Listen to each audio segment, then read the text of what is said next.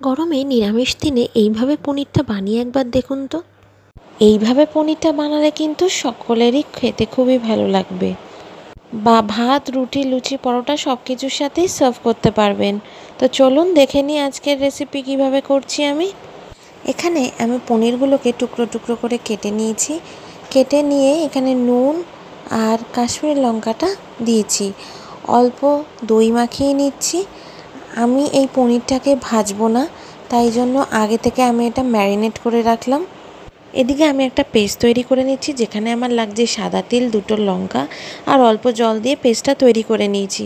তারপর অল্প নারকেল দিয়ে আবার আরেকবার পেস্ট করে নিলাম। এবার কড়াইতে সাদা তেল দিয়ে তেল গরম হয়ে যাওয়ার পর এরকম করে ছোট ছোট টুকরো করে কেটে রাখা আলুটা দিয়ে কিছুক্ষণ ভেজে নিচ্ছি।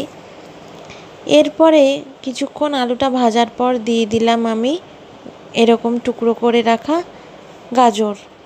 গাজরটা দিয়ে 5-6 মিনিট ভেজে নেওয়ার পর দিয়ে দিলাম মাঝারি সাইজের একটা টমেটো কুচিয়ে দিয়ে দিলাম। এবার আমি এক এক করে হলুদ গুঁড়ো, শুকনো লঙ্কার গুঁড়ো আর কালারের জন্য কাশ্মীরি লঙ্কার গুঁড়ো দিয়ে ভালো করে 4-5 মিনিট ধরে আমি এটাকে ভেজে নেব। গ্যাসের ফ্লেমটাকে লো টু মিডিয়ামেই রাখবো। অল্প এর মধ্যে লবণ দিয়ে দেবে, তাহলে কিন্তু সবজিগুলোর মধ্যে নুনগুলো ঢুকে যাবে আর নরমও হয়ে যাবে। দিয়ে দিলাম আমি এই সময় কুচিয়ে রাখা ক্যাপসিকাম।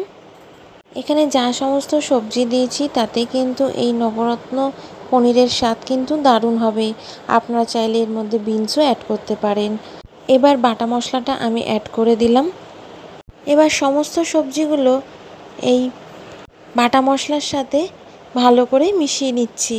এর মধ্যে আমি আগেই দইয়ের ব্যবহার করেছি, পনিরটাকে দই মাখিয়ে রেখেছিলাম।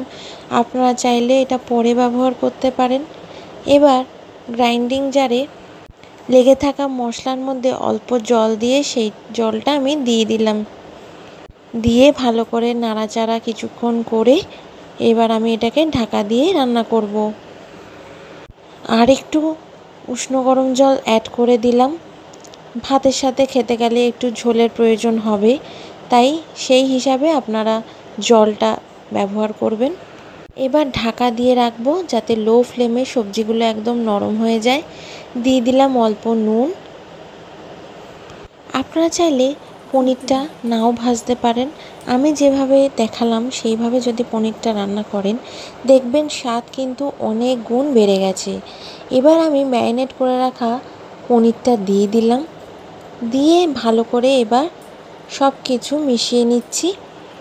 বেশ 5-6 মিনিট এভাবে রান্না করে নেব আর 1 মিনিট এটাকে ফুটিয়ে নেব। ভালো করে ঢাকা দিয়ে আরও মিনিট 5 স্ট্যান্ডিং টাইমে রেখে তারপর আমি এটাকে সার্ভ করে নেব। আপনাদের এই ভিডিওটা ভালো লাগলে অবশ্যই লাইক, শেয়ার অ্যান্ড সাবস্ক্রাইব করবেন।